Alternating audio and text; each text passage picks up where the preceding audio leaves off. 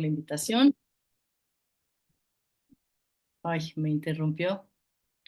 Y bueno, pues vamos a empezar. Les voy a platicar principalmente de un libro que se llama La arqueología de los medios de Manuela de Barros y un poco de los grandes relatos, un poco de pensamiento binario, un poco de cómo esto funciona dentro de nuestra escritura desde mi punto de vista y desde mi experiencia, ¿no? Me gustaría empezar ofreciéndoles, ¿no? Un prisma que me he dado como objeto de pensamiento y de imaginación y que tiene que ver con mucho de lo que les voy a compartir aquí ahora, ¿no? Desde hace mucho tiempo escribo con una pregunta en forma de flor sobre mi escritorio. ¿Por qué escribo como escribo lo que escribo? Y trato de responderla todos los días, semanas, milenios, en los que he estado escribiendo acompañada de tantas personas aquí en esta línea del tiempo que pensamos pensar. Responder, obviamente, a veces es fácil, otras no tanto. Lo difícil es hacer que en la escritura se imprima, ¿no?, la esencia de esta flor de sospechas y dudas. Lleva mucho tiempo ahí esa flor y todavía no se ha muerto. Me acuerdo que una vez leí por ahí, a lo mejor ustedes también, que el universo se comunica con los seres humanos a través de las emociones y las sensaciones para ayudarnos en la supervivencia, ¿no?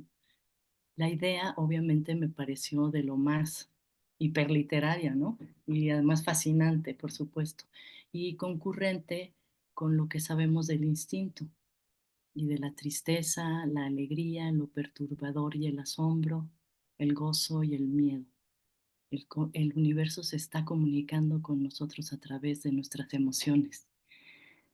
También pienso con esta información sobre los campos mórficos del biólogo inglés Rupert Sheldrake.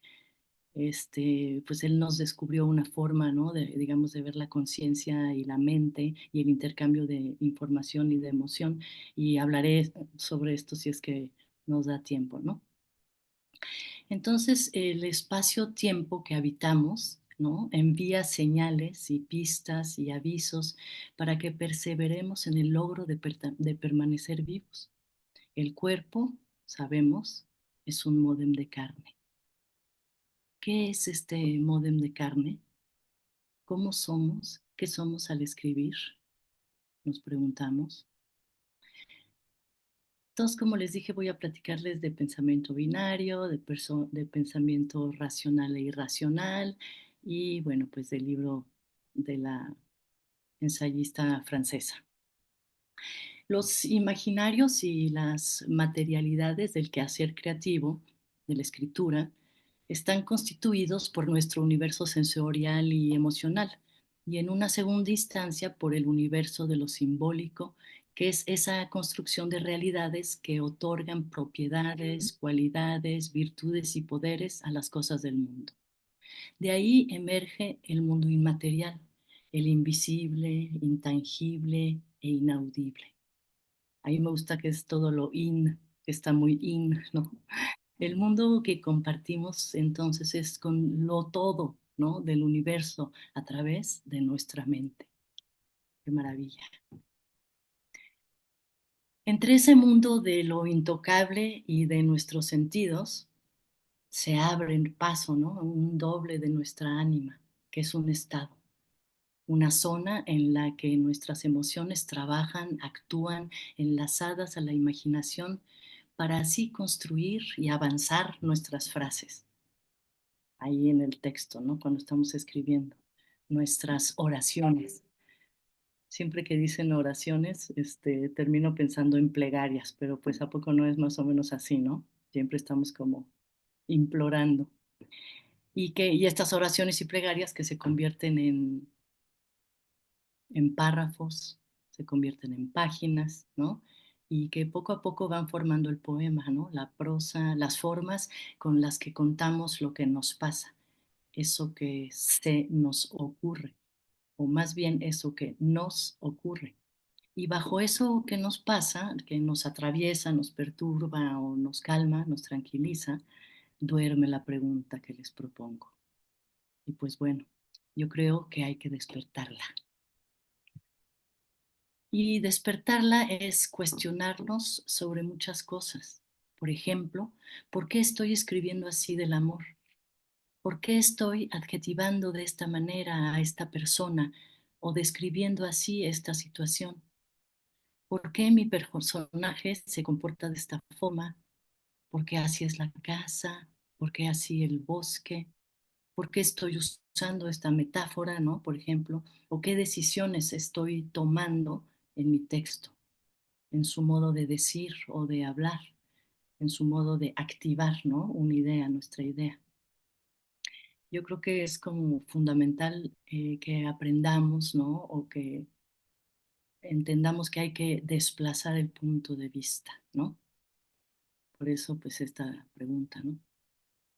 Nuestra lectura del mundo y nuestra escritura está filtrada por nuestros marcos de referencia con el mundo, que son los que ciernen, ¿no? O criban el encuentro entre nuestro universo sensorial y emocional y eso que llamamos realidad.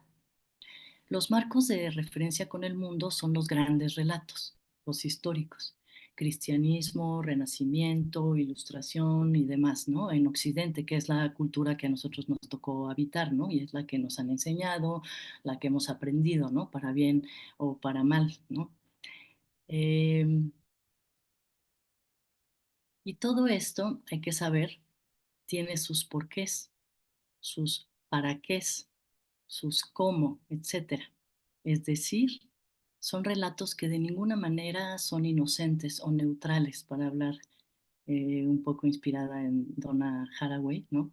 Y por eso hay que investigarlos, analizarlos, porque de ello va a depender el resultado de nuestra experiencia creativa y en última instancia de nuestro texto o de nuestros textos, según yo, ¿no? Claro. ¿Qué decir sobre los grandes relatos? Hemos analizado y criticado copiosamente sus características, estructuras y preceptos a la luz de los movimientos sociales y del empeño, ¿no? Filosófico que los acompañó desde principios del siglo XX, ¿no? Es decir, la teoría crítica, el postestructuralismo, el feminismo, los saberes y las enseñanzas de los pueblos originarios, de las naciones originarias, la crítica al colonialismo, la colonialidad, los estudios de género, etcétera, ¿no?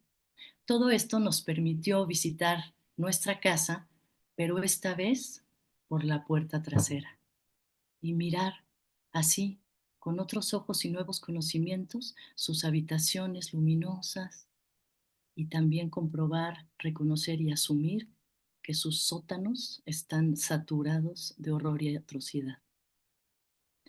Los grandes relatos escoltados por el mito, dice Donna Haraway, son en gran parte el producto de nuestra fascinación por los asombrosos efectos de nuestras facultades intelectuales y creativas tenían y han tenido sobre nuestro entorno. Son narrativas seductoras sobre la idea de la superioridad de nuestra especie sobre las otras. El ser humano estaba enamorado de sí mismo y dio un Dios enamorado de su creación. Aquí me acuerdo del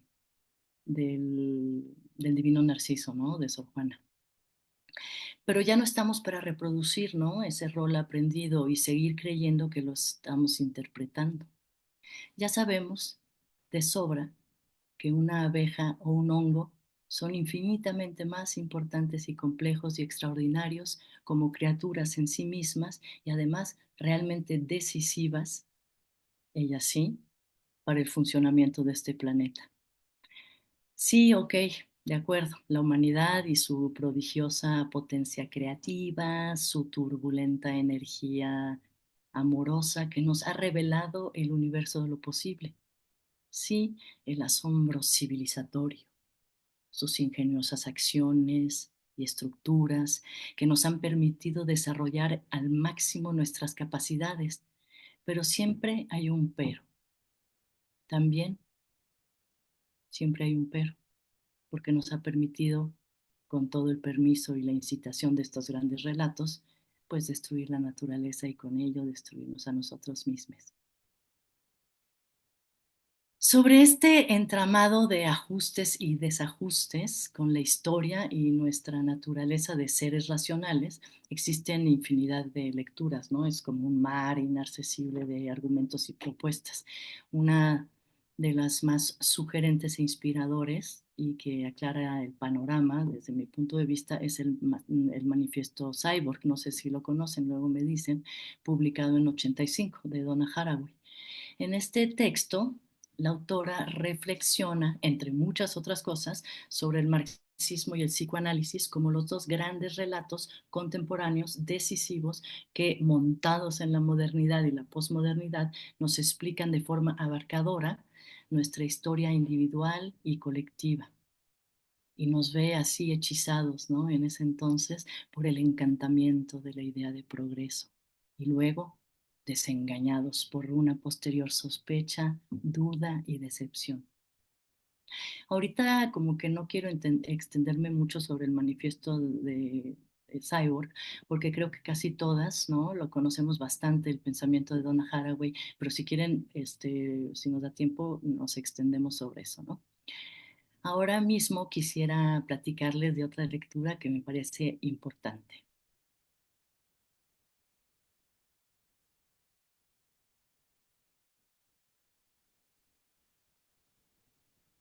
El libro se llama Arqueología de los Medios, la tecnología desde una temporalidad difusa de Manuela de Barros, una filósofa y teórica de las artes francesa que mi amiga Mónica Nepote me descubrió y que por cierto ha estado como profesora invitada ahí en la UNAM. De Barros nos dice, pongamos en duda la idea de que hay una brecha entre el conocimiento racional y el pensamiento mágico. Es decir, los avances científicos y tecnológicos están llenos de rastros de creencias mágicas y esotéricas. Imagínense esto, Graham Bell, el del teléfono, y Thomas Alva Edison, por ejemplo, ellos lo que querían, por ejemplo, Graham Bell, lo que quería era hablar con sus hermanos muertos. Y Alva Edison lo que quería era concretizar la fonación de su esposa, que era sordomuda. Entonces, imagínense, lo que ellos querían era justamente traer la voz que estaba por ahí en el universo de lo impalpable y lo inaudible y materializarla, ¿no? En este mundo, en esta realidad, ¿no? Lo que querían era una comunicación verbal a distancia, ¿no? También cuando platico de este libro me acuerdo de Conan Doyle y cómo postuló Conan Doyle, ya saben, ¿no? El creador de Sherlock Holmes, decía, ¿no? No creer que existe algo más allá de lo que podemos ver y tocar no es escepticismo, es ignorancia. De Barros también platica de Gödel, que era un matemático que hizo el teorema de la incompletud aritmética y que, bueno, pues era un científico matemático increíble y que curiosamente llamaba a su trabajo su filosofía loca, ¿no? Y ella aseguraba que había seres matemáticos como ángeles y demonios que poblaban un mundo ideal y que duplicaba el nuestro, ¿no? Entonces él trabajaba con ese mundo paralelo y que le hablaba, ¿no?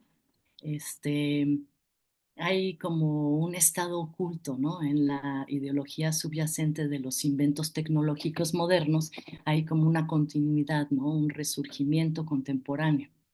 Por ejemplo, en el cyborg, ¿no? Que es un ser espiritual principalmente, ¿no? La máquina está embrujada, siempre hemos pensado.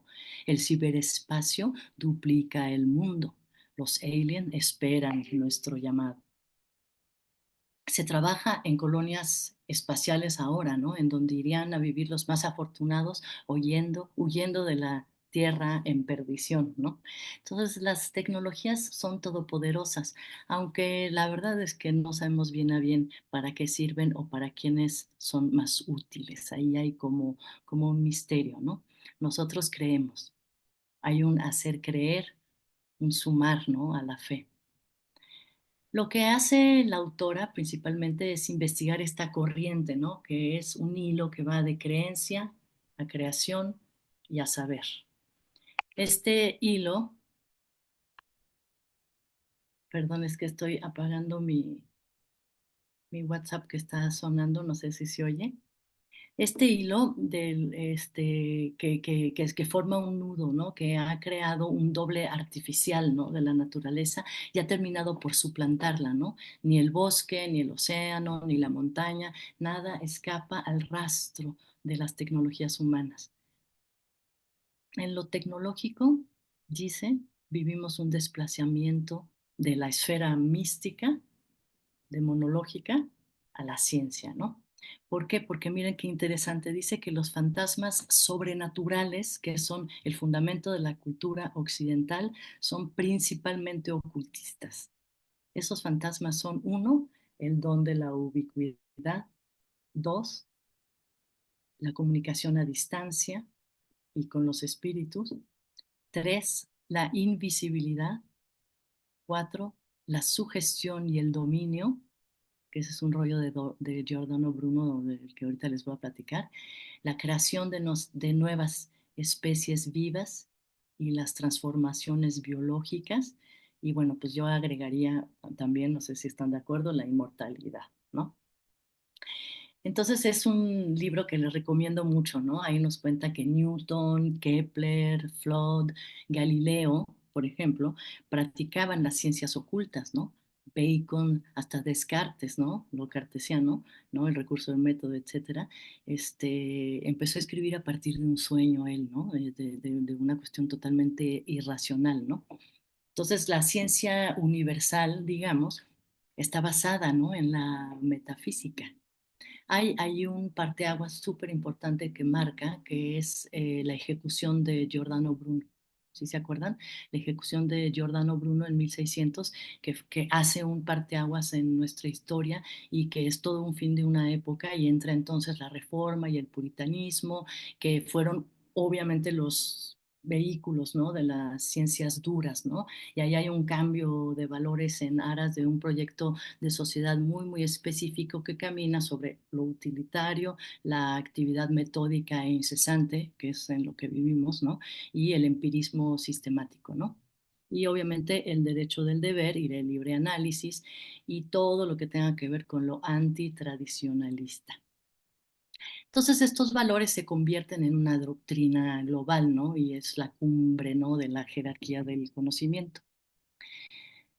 Entonces, una cosa bien interesante de Giordano Bruno es que él decía que, que lo principal del ocultismo y las ciencias esotéricas es analizar como los vínculos entre la naturaleza, el orden del universo y nosotros los seres humanos, ¿no? Y Giordano Bruno decía que el eros era lo que dominaba, ¿no? El mundo, ¿no? Entonces, él trabajó sobre la ley de la atracción y el rechazo, ¿no? Que es como el deseo y la repulsión, ¿no? La atracción y el rechazo, ¿no? Ahí dice, aparece el sabio, ¿no? Como un científico. ¿Y cómo se va trasladando hacia nuestro mundo moderno? Este sabio mago extraño empieza a tener reconocimiento institucional y oficial, y se crea entonces una legitimidad, ¿no? Que no solo es científica, sino también como de rol social, ¿no? Entonces el sabio empieza a actuar sobre la economía, sobre la política y sobre la sociedad en general. Y entonces creemos, ¿no? En la ciencia vista de esta manera, y que, por supuesto, tiene como todo esto tintes religiosos, ¿no? Como de encumbramiento de dioses, ¿no? Entonces, con la reforma vino esa especie de silencio de Dios, ¿no? Un distanciamiento, ¿no? De la esfera humana y de la divinidad trascendental, y entonces la naturaleza, ¿no? Que es terrestre y es caos y es incoherencia y es putrefacción y muerte, y pues hay que, este universo, ¿no? La naturaleza está atrapada, ¿no? Y debe de liberarse por medio del conocimiento de sus leyes y el orden, ¿no? Ahí también, pues, como personajes importantes, pues aparecen las brujas, ¿no? Que son estas mujeres que no renuncian a su feminidad y a sus conocimientos vernáculos sobre la naturaleza y la herbolaria y su saber médico, ¿no? Y pues el puritanismo, ¿no? Emprenderá, como sabemos, pues una lucha descarnada contra ellas, ¿no? Para la erradicación de este, pues, conocimiento, ¿no? Y de estas creencias consideradas afuera de, ¿no? Y como demoníacas locas, ¿no? Entonces, volviendo un poco a los vínculos de Giordano Bruno, él dice, y eso que me parece súper interesante, ¿no? El amor es la magia, ¿no? Es la inclinación esencial que nos permite crear estos vínculos, ¿no? Este, y que en realidad son actos mágicos, ¿no? Con cierta afinidad natural, ¿no? El acto mágico es algo que permanece, ¿no? Con nosotros, ¿no? Bueno, un acto mágico interesante es siempre el gesto mágico que hacemos, ¿no? Con el teléfono y con el cual desaparecemos el mundo físico, ¿no? Y nos introducimos a un mundo de lo intangible, ¿no? Y lo intocable. De Barros también habla del bioarte, ¿no? Y aquí me parece interesante porque entra en justamente la responsabilidad de nosotras y de nosotros para con la realidad y el mundo, ¿no? Con nuestra escritura, con respecto a lo que vivimos y a al paisaje que nos tocó habitar, ¿no? Habla del bioarte como un discurso sobre la vida y piensa que el arte en general debe involucrarse. Las y los artistas deben apropiarse del universo que la ciencia pretende crear para todas nosotros y no dejárselo solo a los científicos. La autora cree, ¿no?, en el poder político del gesto artístico. No debemos renunciar, dice, a la capacidad del arte de contribuir a cambiar el mundo.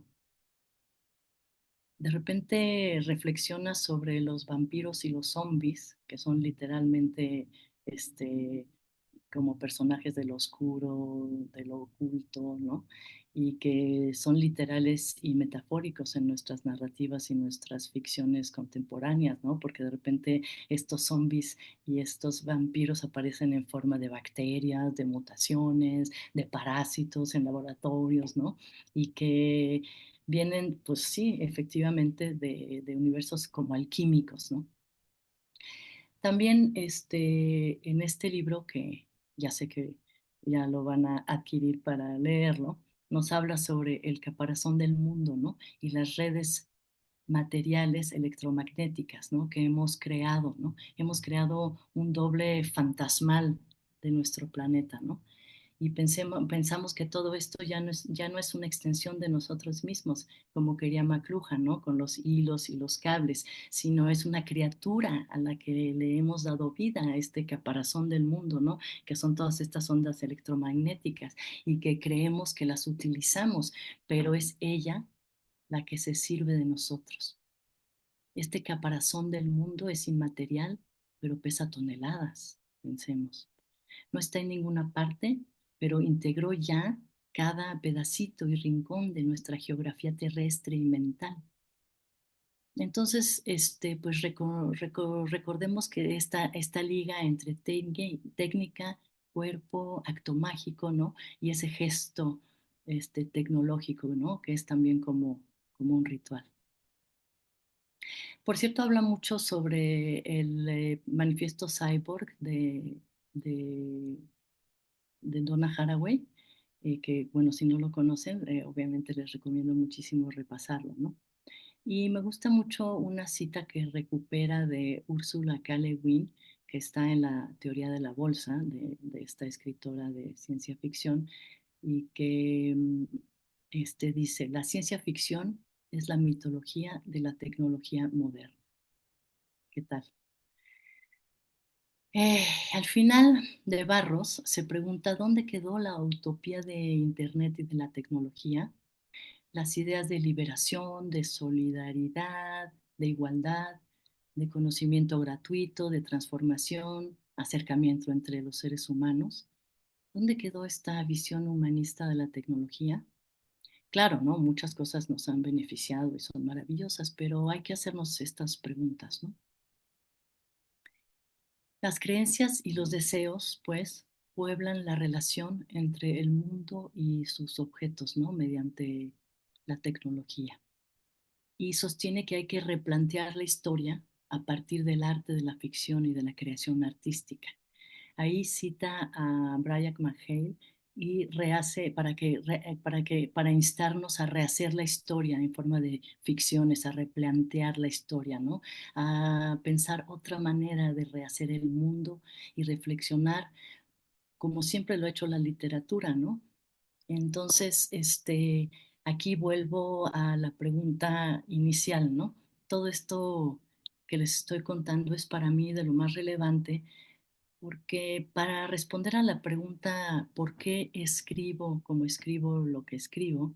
Es necesario tomar en cuenta cuál ha sido nuestro aprendizaje, ¿no? ¿Qué sabemos? ¿Qué creemos? ¿Qué creemos saber? Y más importante, ¿qué sabemos creer? ¿Qué sabemos creer? Aquí me parece muy interesante el juego con esos verbos, ¿no?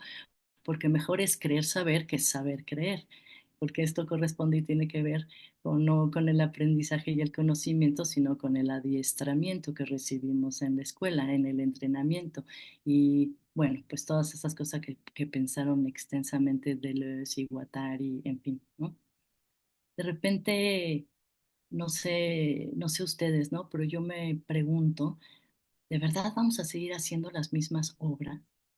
Ese anhelo que nos inculcan de escribir algo a la altura, ¿no? De esta obra o tal otra o de tal autor, ¿no? Como dije al principio, creo que ya es muy, muy importante y fundamental empezar a investigar en el desplazamiento, ¿no? Del punto de vista, ¿no? Ahorita, para acercarnos más a la naturaleza y a la ciencia y a todo esto, vamos a hablar un poco más de lo invisible, lo intocable, lo incorpóreo, lo inaudible. Y esto son los campos mórficos de Sheldrake, ¿no? Y aquí estamos volviendo a esa idea maravillosa sobre cómo se comunica el universo con nosotras y con nosotros. La conciencia no puede ser explicada solo en términos materialistas, dice Sheldrake, es decir, como solo un cerebro. La mente se expande más allá del cerebro. La mente es una extremidad del cuerpo. No está alojada aquí físicamente, obviamente está tendida, extendida. Con la atención extender, estamos tendiendo, ¿no? La mente hacia el objeto que nos interesa. ¿Cómo se extiende la mente más allá de nuestro cuerpo? La información de la vida en su totalidad no está almacenada en los cerebros, como les estoy diciendo. Se extiende a través de campos mórficos. Hay que saber que los campos morfogenéticos dan forma, ¿no? Moldean la información celular en los organismos. Es decir, es como la información que tiene una célula que te está diciendo cómo formar esta oreja, cómo hacer esta nariz, ¿no? Las células forman parte de un campo morfogenético, ¿no? Cada planta, cristal o ser vivo, o animado o inanimado, está formado de acuerdo a la información alojada en un campo morfogenético que organiza la totalidad de un organismo viviente. Los campos mórficos se entienden de la misma manera y como conceptos hipotéticos son usados para hablar de la memoria integrada o colectiva que organiza el comportamiento de individuos y sociedades, o sea, sus hábitos. Dice Sheldrake que a la hora de la hora las leyes de la naturaleza, de la física, por ejemplo, no son leyes, sino que son hábitos, son costumbres, ¿no? Los campos mórficos, dice Sheldrake, funcionan con la resonancia mórfica, ¿no? Bueno, sabemos que todo funciona a partir de las resonancias, ¿no? Del movimiento, que serían el instinto de nosotros, ¿no? O el patrón de comportamiento, una especie de memoria de la naturaleza. Esas son las llamadas, como dije, leyes de la naturaleza, que podrían ser más bien hábitos. En el campo mórfico, las cosas no están subordinadas, sino coordinadas. Los campos mórficos evolucionan y pues no están fijos. La resonancia mórfica puede ser vista como la memoria de la naturaleza. Es la interconexión a distancia entre las cosas. La resonancia mórfica tiene atributos espaciales y temporales. La naturaleza de la mente, como dije, ¿no? Cuando pones atención, Estás literalmente tendiendo, estirando, ¿no? Tu mente hacia el objeto de tu interés. Es similar ese funcionamiento al del radio, la televisión, el celular, a los campos magnéticos, los campos de ondas, etcétera, ¿no? Que conocemos ya suficientemente, ¿no? Y cuya existencia pues reconocemos en nuestra vida cotidiana, ¿no? Con el celular, el radio, etcétera. Bueno, pues hay un momento en que los individuos se sintonizan a ciertas redes, ¿no? En esta atención-intención y la mente se estira, ¿no? Hacia ellos, ¿no? La telepatía, como dice él, es mucho más común de lo que nos hacen creer. Mm, los animales, por ejemplo, pueden captar, pueden sentir las intenciones de las personas y de otros animales. También nosotros como seres humanos y en general todas las cosas vivas. Todo esto se transmite y por repetición se convierte en costumbres y hábitos. En la naturaleza, estas relaciones a distancias son normales, no son paranormales como nos han hecho creer, no son naturales, no son supernaturales.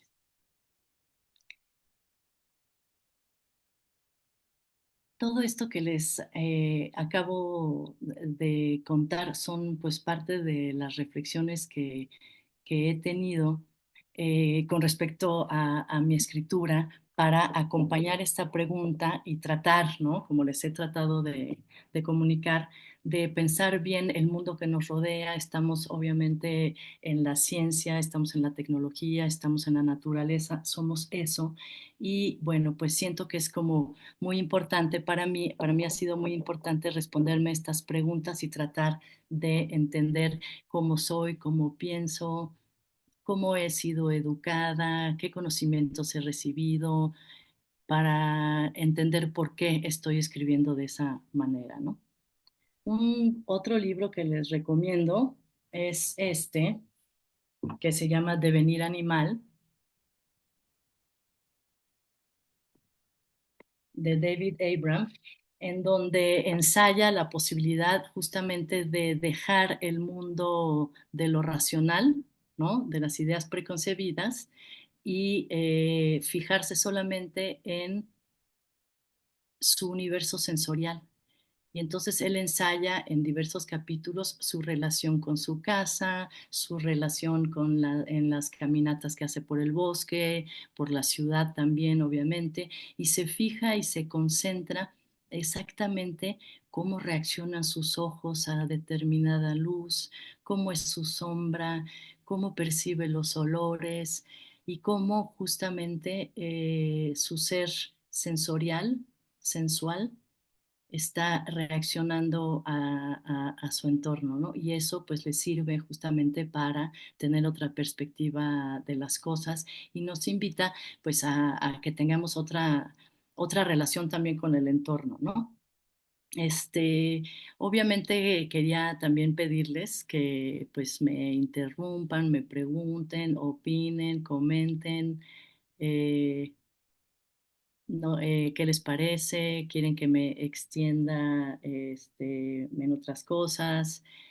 La idea es responder esta pregunta de por qué escribo, cómo escribo, lo que escribo y echar luz, ¿no? Sobre todas esas cuestiones a raíz de nuestra historia, nuestra cultura, para producir, digamos, a lo mejor textos de otra índole, ¿no? De repente me pasa que me pregunto, ¿de veras vamos a seguir produciendo lo mismo? Si ya nos enseñaron a escribir bien, por favor, no escribamos así ya, ¿no? Como que el presente nos urge, el presente nos está urgiendo a que nuestra producción artística, nuestro quehacer creativo contribuya efectivamente para imaginar el futuro, porque imaginar el futuro es justamente hacerlo, construirlo, ¿no? Recordemos que el arte va antes, ¿no?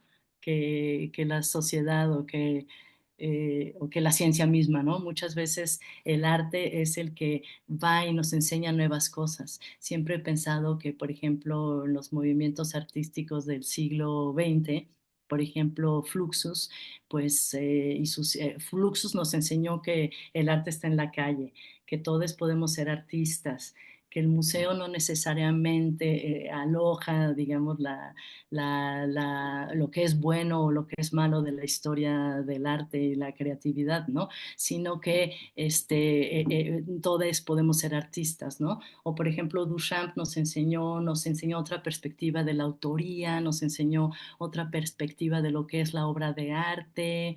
En fin, como que siento que las corrientes artísticas, justamente, bueno, ya ni hablemos de, obviamente, Da Vinci y de, pues, tantas personas del Renacimiento, como por ejemplo la perspectiva que nos enseñó a ver de otra manera. Antes de la perspectiva que se inventó en el Renacimiento, la gente veía en un plano. En cambio, cuando empezaron a pintar con perspectiva, la gente, ¡chum!, hubo un cambio de visión, dicen varios ensayistas y estudiosos del arte, de la historia del arte, ¿no? Hubo un cambio en la perspectiva de la visión de las cosas, ¿no? Con esto. Entonces, siento que nosotros como escritoras, ¿no? Como escritores, sí estamos llamados a reflexionar mucho y a fijarnos muy bien cómo estamos echando una palabra tras otra, ¿no? Cómo estamos echando estas oraciones, estas plegarias, ¿no? Para avanzar algo, ¿no? Que contribuya de alguna manera. No sé ustedes qué opinan.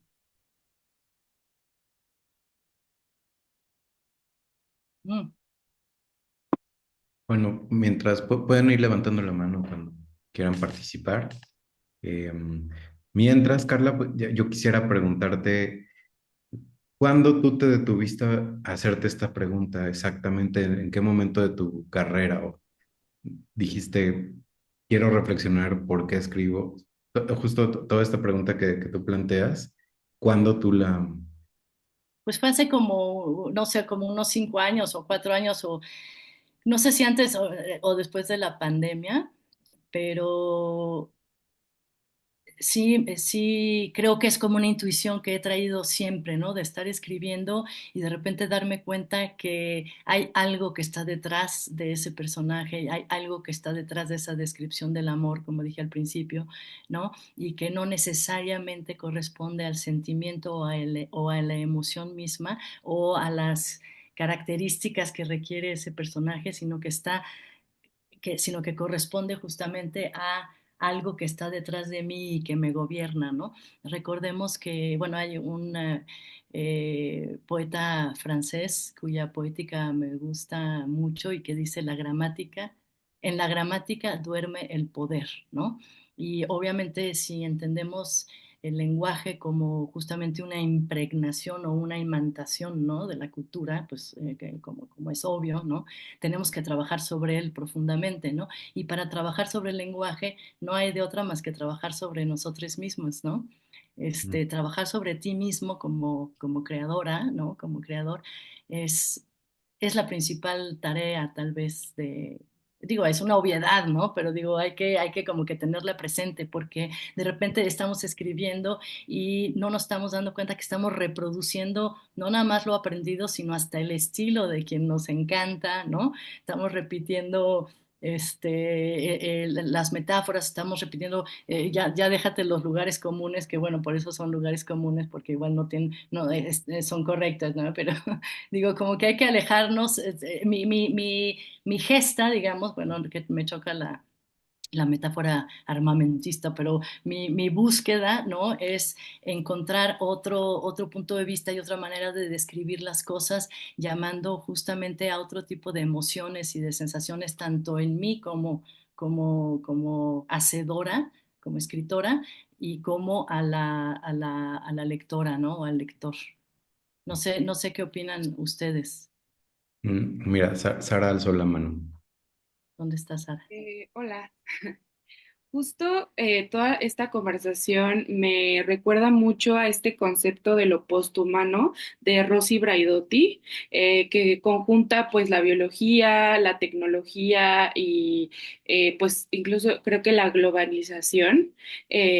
Entonces me parece muy interesante cómo esto lo llevas hacia pues la creación, ¿no? Que al Ujú. final pues es parte de, ¿no? O sea, como de la condición humana y cómo esto también se está transformando pues porque todo ya el concepto de lo humano ya está como, pues, pues transformándose muchísimo, ¿no? Entonces me parece Sí. muy interesante y puedo ver cómo se hila también como por ahí desde esa teoría de Rossi.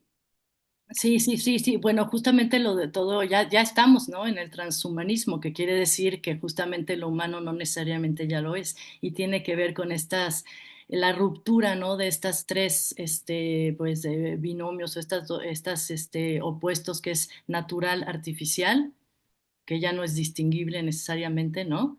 Animal, humano, y el mundo de lo visible y lo invisible, ¿no? Entonces, eso justamente mucho lo desarrolla en el manifiesto Cyborg, Donna Haraway, que digo, es impresionante que fue en 85 que se publicó y que tenga la vigencia que tiene, ¿no? Pero justamente es ahí como el arte, la escritura, el ensayo, van permeando y van generando este conocimiento, y el conocimiento se va convirtiendo, digamos, realidad, ¿no? Siempre he dicho que a mí me gusta la teoría porque es como el arte, ¿no? Que te hace ver cosas que no sabías cómo nombrar, ¿no? Y señala cosas que intuías, ¿no? Y que sabías y que de repente ya adquieren como justamente claridad, ¿no? Entonces sí, lo transhumano ya está aquí, y bueno, por eso también me parece muy interesante que ya cada vez nos estemos fijando más en lo que es la ficción especulativa, ¿no? La ficción especulativa, que se diferencia de la ciencia ficción en que trabaja con el presente y trabaja con la realidad, ¿no? La ciencia ficción normalmente se supone que trabaja con universos, digamos, inventados. En cambio, la ficción especulativa especula sobre el mundo que estamos viviendo, ¿no? A partir del pasado, retoma el pasado, las enseñanzas, lo que hemos vivido, para trasplantarlas hacia el futuro, ¿no? En una intención de componer, recomponer, organizar, reorganizar, ¿no? El mundo que nos está tocando vivir, ¿no? ¿Quién va? Paul. Hola, Hola Paul. Carla, ¿qué tal? Sí, justamente quería preguntarte el papel del solar punk en todo esto, porque en las últimas semanas me he estado empapando un poco de lo que es el solar punk, y que es justo en lugar del cyberpunk y el steampunk, es la ciencia ficción o como este mundo idealizado, pero a raíz de la conexión y con la naturaleza. No sé, fíjate que no conozco el Solar Punk, me encanta que me digas, en este instante, a ver, tú platica más, ¿qué es? Bueno, justo es esta. Perdón, se escucha el helicóptero. Es esta, eh, el mundo del steampunk, que es este mundo como si fueran los años del siglo XIX, y el cyberpunk, que es el futuro justo del cyborg. En lugar de ser eso, es más bien como un mundo muy relacionado con la naturaleza, donde las personas convivan con su entorno y lo incorporen a su forma de vida. Y claro, te muestran otras problemáticas que van surgiendo, pero habla mucho de la comunidad, del comunitarismo, de las cooperativas. No sé, a veces pienso que es un poco, creo que como Malasia, que, que tiene estas torres y espacios llenos de jardines. Entonces, pues de eso va, digo, recién me estoy empapando, pero creo que va también mucho a la corriente de la naturaleza de la que estás platicando y de que se ha hablado en otros temas, y que lo tiene un poco Úrsula K. Le Guin. Ujú. Ah, pues qué genial, no, no, no, bueno, pues ya me voy a dedicar, gracias por platicar de eso. De nada. Tony, adelante. Hola Carla, ¿qué tal? Eh, También he pensado mucho en Donna Haraway mientras escribo y como una línea muy frecuente en todas las cosas que pues pienso sobre el futuro y el mundo y la política. Y quería preguntarte un poco en torno a eso, como ¿qué piensas? No, no sé bien cuál es la pregunta, pero quiero saber qué piensas. ¿Qué Como pienso de qué? De la política y del no, no, mundo? no, no, no. No, o sea, como de la política al lado de como la creación. Y lo pregunto un poco en términos de Donna Haraway, como creo que se puede crear parentescos y creo que se puede crear formas raras de estar en un mundo raro, pero también creo que en la política hay que encontrar direccionalidades. Y la verdad a mí me parece que el crear también es político. Entonces, solo quería saber cómo qué piensas tú al respecto, como cómo ejerces políticas alrededor de escribir y el para qué escribir, pues.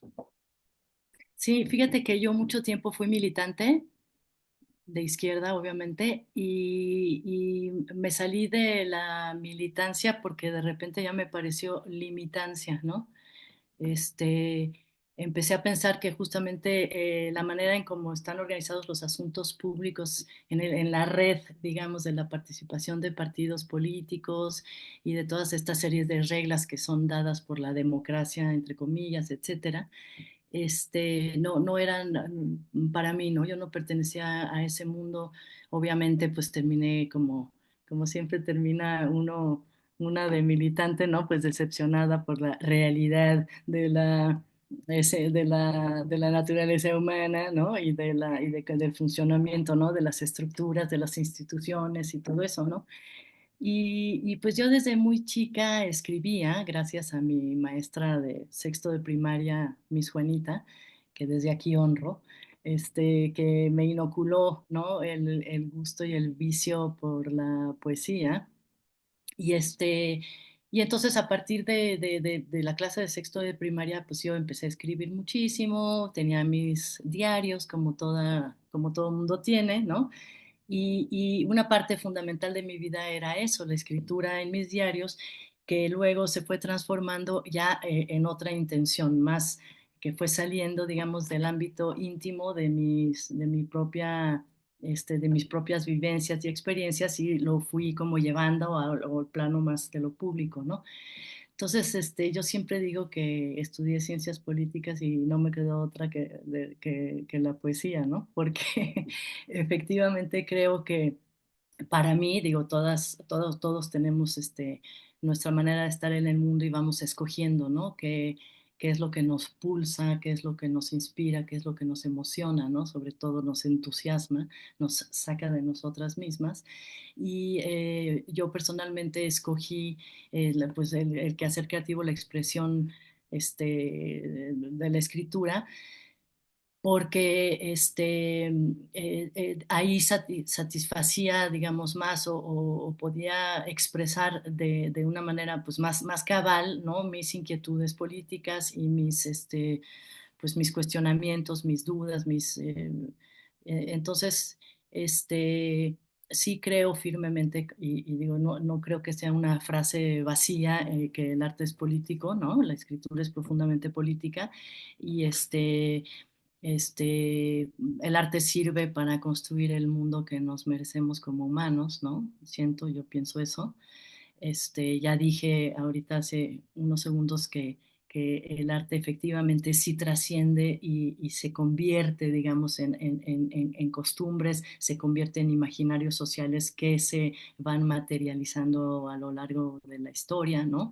Y nosotros como personas creativas, ¿no? Tenemos, digamos, no esa responsabilidad, no hablar en esos términos, pero sí pues esa capacidad y esa, este, pues dice Manuela de Barros, justamente les acabo de platicar, ¿no? Que no debemos renunciar a esa capacidad y el poder político del arte, ¿no? Siento que, no sé si te estoy respondiendo, pero hay una cosa muy, muy diferente entre lo que es la política real, la realpolitik, que es, digamos, cómo se instrumenta la democracia, ¿no? En piso, ¿no? En partidos políticos, y otra cosa muy diferente justamente es el imaginario de lo que nos imaginamos, ¿no? Como posibilidad utópica, si se quiere, de organizar los asuntos públicos, ¿no? Los asuntos que nos atañen a todos, ¿no? Entonces, cada quien tiene su chamba, cada quien tiene su trabajo, ¿no? Y si tú has decidido, ¿no? Que estar en este lado de lo creativo, justamente expresas, ¿no? Expresas, sí, tu sentimiento político, tu idea de lo público, ¿no? A través de tus textos, que justamente se hace concreto pues, en tus personajes y en tus descripciones de los contextos, de las situaciones, de los personajes, de lo que sucede en tu novela o en tu poema, ¿no? Cada que escoges una palabra estás haciendo como es una decisión, ¿no? Cuando yo digo en la gramática duerme el poder, es justamente es esta declaración profundamente política de la necesidad de darnos cuenta que nosotros, las trabajadoras del lenguaje, los trabajadores del lenguaje, estamos justamente trabajando con el núcleo mismo, ¿no? El núcleo irradiador, ¿no? De pensamiento, de cultura, ¿no? Y este, pues es ahí lo fascinante, ¿no? Ahorita de otra pregunta les platico de la poética de Ocar. No sé si, a ver, tú dime, Tony, si te contesté o no, o qué onda. Pues según yo tampoco hice una pregunta como tan clara de responder, pero sí, gracias. Órale, él sé. Hola Carla, ¿cómo estás? Qué Hola. padre que estás acá con nosotros. Estamos muy contentos y contentas de que estás acá. Bueno, yo no sé, déjame pensar si tengo una pregunta, pero lo que yo quería comentarte es que me parece eh, como muy provocador todo lo que nos estás planteando, como para también como pensar en esas preguntas que tú te haces, ¿no? Al momento en que nosotros estamos escribiendo y creando. Pero me gusta mucho como esto que dices al principio de desmarcarnos del punto de vista neutro, ¿no? Este punto de vista clásico desde donde se empezó a crear el conocimiento, ¿no?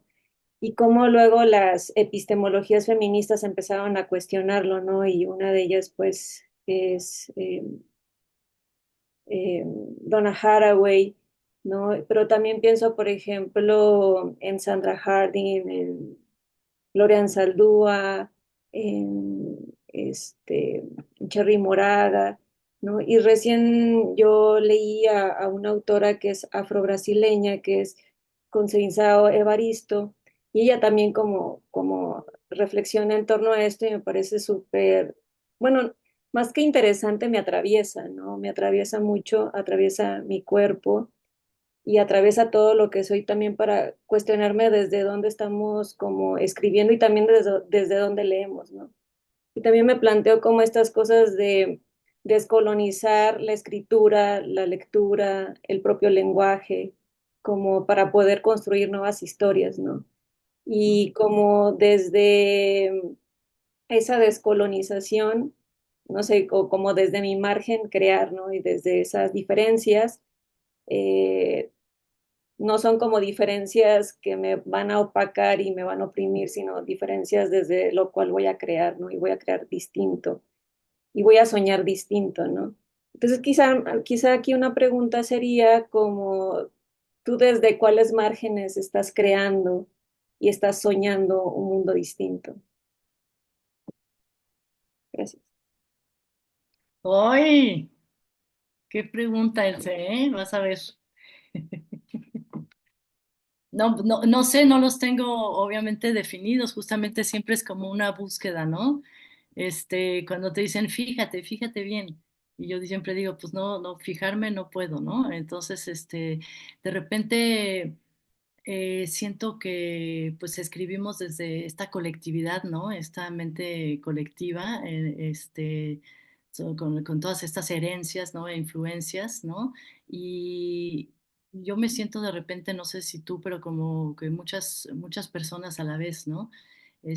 Justamente estás trabajando un texto y eres de una manera y luego estás escribiendo un poema y eres de otra, ¿no? Entonces, la verdad no te sabría decir exactamente este, desde, desde qué márgenes, pero sí desde mi mente y desde mi persona que está siempre en constante cuestionamiento y siempre en la duda, siempre estoy como dudando de todo como esta filosofía de la sospecha, ¿no? Pero así es como estoy yo siempre tratando, ¿no? De producir, ¿no? Mis textos.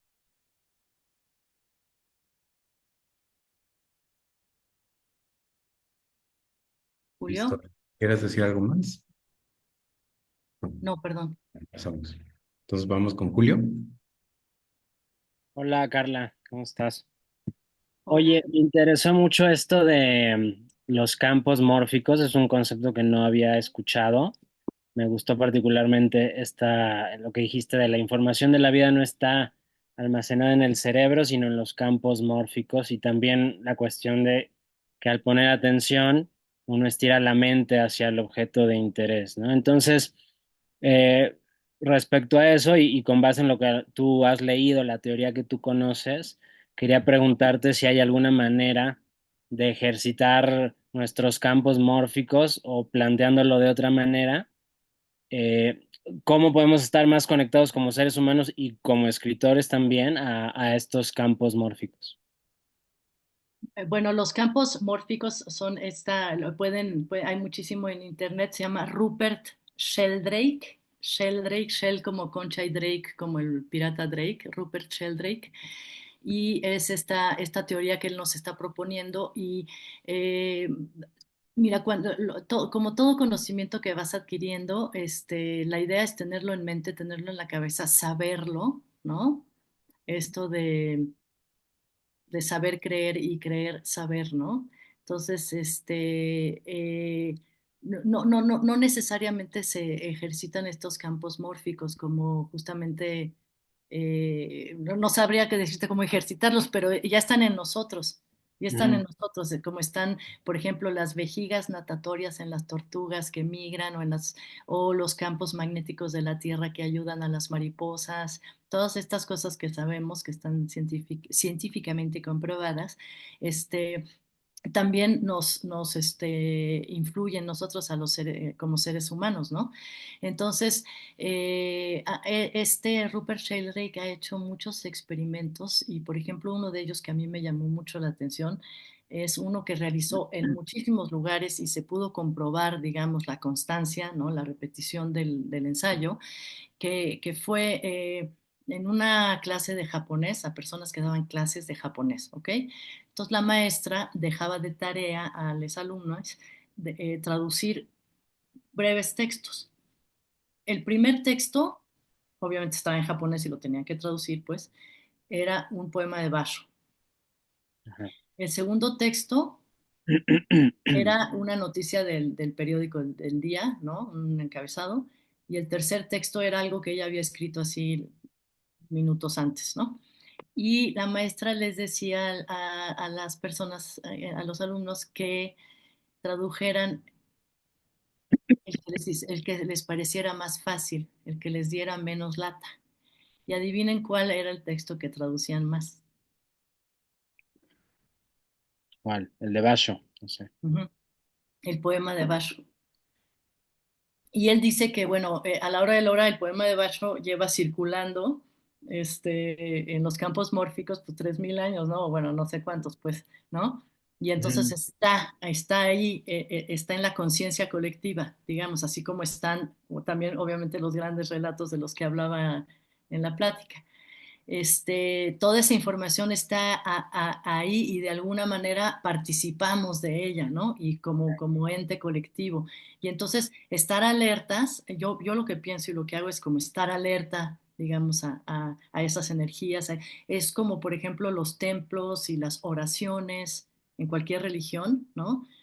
Dice que son como supercarreteras, ¿no? De intención, de instinto, de inspiración y de deseo, ¿no? Son como supercarreteras que llevan trazadas y trazadas en el Islam, en el cristianismo, ¿no? El budismo, etcétera, ¿no? Entonces, que justamente al acudir, digamos, a estas supercarreteras, ¿no? Estás entrando, pum, te estás montando en una cierta vibración universal, ¿no?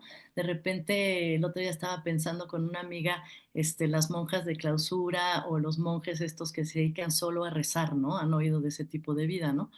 Y se dedican a rezar. Y ellos y ellas sostienen que su oración, ¿no? Que no se dedican a otra cosa, está justamente contribuyendo, ¿no? A la, pues a la vibración, ¿no? Planetaria, ¿no? Y entonces y están convencidas de eso, ¿no? Entonces, bueno, en fin, los campos mórficos sí existen, digo, son una realidad, así como existe tu teléfono celular y que estés hablando ahorita con una amiga en Shanghai, ¿no? Digo, existe ese tipo de onda, ¿no? Y entonces, desde mi punto de vista, pues como te digo, estar alertas y el conocimiento es como que nunca has oído hablar de Van Gogh y de repente ves un cuadro de Van Gogh y ya lo ves por todas partes, ¿no? Que es esa cosa de la coincidencia, o no sé qué de Nietzsche y ya te encuentras a Nietzsche por todas partes, ¿no? Entonces, ese tipo que es justamente una atracción tuya personal sobre esa información, ¿no? Mantenerse así con respecto a esta idea, ¿no? De los campos mórficos. Ok, perfecto. Gracias, Carla. De nada. De Gracias, nada. Julio. Ah, Daniel. perdón. Eduardo, perdón. No te oí. A ver, pues, primero que nada, Carla, la verdad, pues decirte que yo estoy fascinada con todo lo que compartes, desde Giordano Bruno, hasta Donna Haraway, Ursula K. Le Guin, lo de los campos mórficos, me ha parecido súper estimulante escucharla. Entonces no sé muy bien cómo de dónde aprenderme para hacerte esta pregunta. Em, pero creo que un poco tiene que ver como con es un tono más personal, en el sentido de que yo últimamente he estado en un proyecto escritural que tiene que ver con seres vegetales, ¿no? Con la manera en la que las plantas están en el mundo y la manera en la que ellas pueden, a través del vínculo que establecemos con ellas, replantear nuestra propia existencia, ¿no? Nuestra forma de resistencia frente a la crisis climática y a la crisis capitalista que estamos viviendo ahora, ¿no? Entonces, quería preguntarte un poco, porque me llama mucho la atención ahorita que mencionaste justo, que respondes a una de las preguntas, que es que yo no puedo fijarme. Justamente una de las cosas que me ha obligado un poco el tema de las plantas es a fijarme, ¿no? Como si uno se fijara en muchos sentidos, no nada más en tener una observación más atenta, sino tratar incluso de fijarse en el sustrato, ¿no? Entonces, no sé si, bueno, quería preguntarte porque lo ignoro, no sé si tú alguna vez hayas hecho algún tipo de ejercicio o de acercamiento similar, sobre todo por lo que platicabas del devenir animal y de cómo cuestionarnos nuestra relación con el entorno. Bueno, no, pues a mí me fascinan las flores, ¿no? O sea, mi idea de extraterrestre es, por supuesto, una flor, siempre digo, ¿no? Son los seres más fascinantes que existen sobre la faz del planeta, ¿no? Y seguro andan por ahí también, obviamente, todas sus esporas en el cosmos. Este, obviamente, si conoces este libro de Metterlink, ¿no? De las flores, que es maravilloso y que justamente, ¿no? Hablar de estas, de sin moverse, logran sobrevivir. Además es una metáfora de la vida gloriosa, ¿no? Este, sí, sí me han fascinado mucho las flores, me han fascinado muchísimo las flores y los árboles y toda la idea de cómo a través de ellos se hace visible lo invisible, como el viento, ¿no? Por ejemplo, ¿no? Y y bueno, no, pues me dan ganas de que compartas tú tus escritos. ¿O sobre qué línea vas o qué?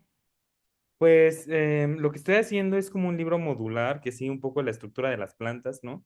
Ahorita acabo de terminar una sección que se llama Raíces, que son como textos como en prosa poética de corte más ensayístico, que justamente tratan de responder como a distintas preguntas que me han surgido en torno a la investigación, ¿no? Sobre qué tipo de lenguaje abordar, por ejemplo, que me resuena mucho con lo que decías al principio, de que él se también mencionó en su intervención de desmarcarnos desde lo neutro, ¿no? Cómo hablar de las plantas, pero con un lenguaje que no sea utilitarista, por ejemplo, ¿no? Sino que trate de responder como a esa riqueza que ellas tienen y que es una diferencia radical en un sentido muy amplio de la palabra, ¿no? Una antología que es completamente diferente a la nuestra, pero que no obstante no es como inasible o extraña o generalmente o extraterrestre, como mencionabas, ¿no? Sino que puede ser mucho más, mm, ¿cómo decirlo? Cercana incluso, ¿no? Va como por ahí, como tratar de entender de qué manera podemos pensar con ellas, desde ellas, entre ellas, ¿no? Para, Sí, porque siempre ahí la cuestión es que, pues, no es de que se critique, sino que se cuestiona que hablamos del mundo vegetal desde nuestra visión antropocéntrica, ¿no? Y de repente, pues yo digo, bueno, ¿de qué otra forma podríamos hacerlo? claro, A la hora de la hora la intención es la que cuenta y por ejemplo, sobre escritura de naturaleza, esta Shepard de la montaña viva, es maravillosa la forma en que describe la montaña, el aire, los glaciares, las areniscas, ¿no? El viento. Y buscar justamente el lenguaje, pues sí, es lo difícil, pero a la hora de la hora, pues sí, me gusta lo que dices, ¿no? Tratar de hacerlo en la medida de lo posible desde la sensibilidad de la planta o de la flor, ¿no? Desde su punto de vista, ¿no? De que más que sea tu mirada sobre ellas, que sea a lo mejor ellas las que están hablando, ¿no? Es como, no, es que es súper enigmático y es maravilloso, maravilloso, híjoles, qué difícil, es muy difícil, ¿no? sí, muy complicado. Pero gracias, muchas gracias. De nada. Nos falta también Victoria. Celsa. Ah, Celsa Victoria, ajá, perdón. Hola Carla, mucho gusto. Yo Hola. también estoy fascinada con los temas que has estado tocando aquí. Y mi pregunta está también encaminada con la anterior. A mí también me interesa mucho esta cuestión como de esta hibridación que estamos teniendo entre naturaleza y cultura, como esta conciencia general como seres humanos. Am, pero ah, yo aún creo que la literatura falla un poquito como en posicionarse en esta concepción. Am, entonces, pues si mi pregunta es cómo materializar mejor eso en la escritura. Siento que hay como mucho potencial, incluso cuando no se tiene que hablar directamente de naturaleza, simplemente como hablar de nosotros como seres humanos, puede reflejar mucho esa concepción. Pero si mi pregunta es cómo tener una postura más clara con esto. Ay, ¿sabes qué? Como que se me medio cortó y entonces, ¿cómo tener una postura más clara que? Ajá, con esta, como podremos decir, nueva concepción entre eh, que la naturaleza ya no es algo distinto a la cultura. Ujú. Yo siempre pienso en las heridas narcisistas. ¿No han oído hablar de eso? De estas heridas narcisistas que planteaba Freud, que son las tres heridas narcisistas en en la historia del mundo, ¿no? La primera es la herida copernicana. O sea, las heridas narcisistas, interesante en el sentido de narcisismo del ser humano, obviamente, ¿no? Entonces, ¿sí saben cuál es la herida copernicana? A ver, díganme. El ser humano no es el centro del universo. No, el mundo, el sistema, el cosmos no gira alrededor de la Tierra. nosotros giramos alrededor del Sol. ¡Sas! ¿No? La segunda herida narcisista al narcisismo es la herida darwinista, la herida de Darwin, a ver cuál es. Está muy fácil. Evolucionamos para ser quienes somos, Sí, pero ¿y de dónde? de los monos. Ajá. Entonces, Homínidos. esta segunda herida narcisista significa que no somos de ninguna manera una creación divina, ni venimos de un dios X o una dios X, venimos del mono, ¡zas! ¿No? Y la tercera herida al narcisista es el psicoanálisis. Es decir, no nada más no gobernamos el mundo ni venimos de los dioses, sino que además, o sea, no gobernamos nuestra casa ni controlamos nuestra casa, sino que además no controlamos, no nos Nuestra controlamos ni personalidad. a nosotros mismos, ¿eh? Nuestra personalidad o Sí, no nos controlamos, no controlamos ni siquiera nuestra propia casa, la cabeza, ¿no? Entonces, yo siempre pienso en esas heridas narcisistas al narciso con respecto a la escritura. Siento que o lo que pasa es que, mira, te voy a confesar, Victoria, que mi conexión se me medio cortó y entonces a lo mejor no entendí bien tu pregunta, pero va por ahí más o menos o... Sí, sí va por ahí justamente como que sí resuena bastante como ah, pues con este momento histórico, ¿no? Como del ah, pues ajá, como darnos cuenta de los daños materiales que estamos provocando en el mundo.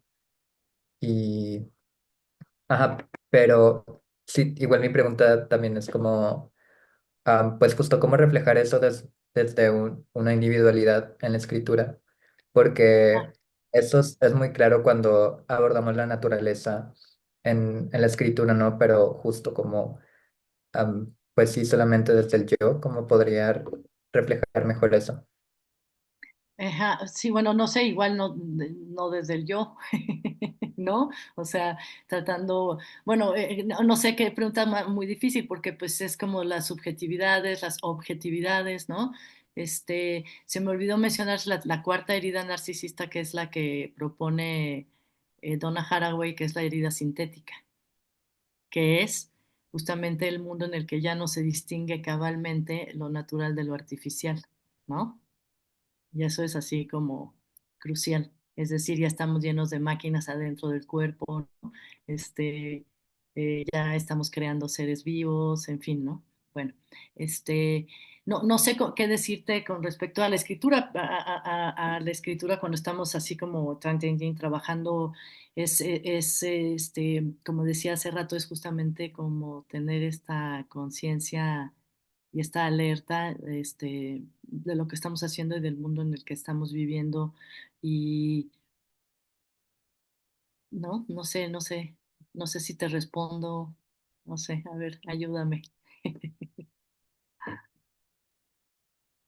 Sí, un poco, la verdad se me hace muy interesante esto como de las heridas narcisistas. Yo no lo había escuchado o no lo había visto de esa manera, pero sí, sí me parece como ilustrativo bueno, en relación a mi pregunta.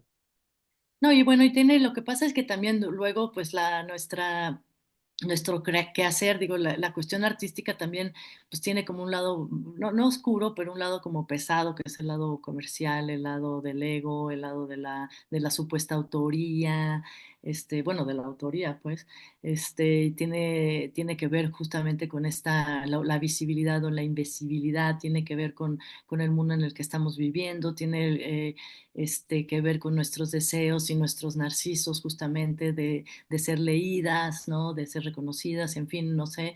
Y entonces también pues es preguntarte la manera en la que quieres estar en el mundo, ¿no? ¿Cómo estás parada, parada en el mundo con respecto a tu oficio, ¿no?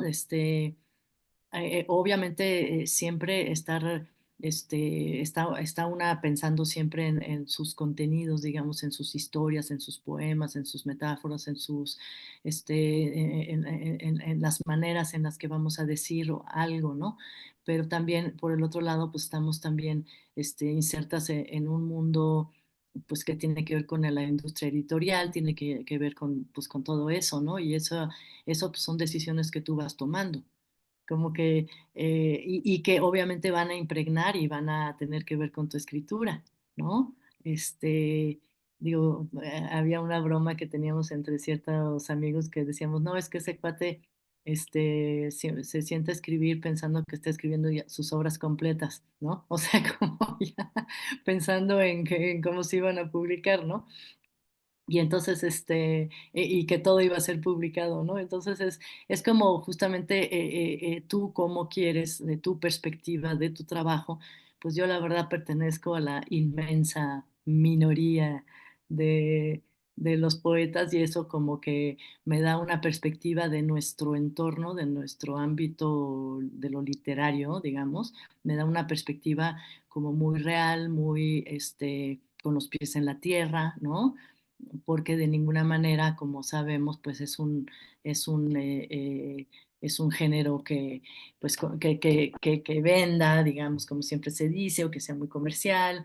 Es un medio, el de la poesía, que funciona mucho y sobrevive, el planeta poesía sobrevive pues a base de solidaridades y afectos, ¿no? De que pues tú ahorita me escribes mi cuarta de forros y yo te presento el libro en fin, ¿no? Como que siempre funciona así el planeta poesía, pues bastante fuera, ¿no? Pues de lo que, digamos, sería la moneda, ¿no? Y la lana y el carrusel de prensa y los medios pues entonces eso es una forma, desde mi punto de vista, digo, porque pues ya llevo tanto tiempo ahí, pues yo estoy, a mí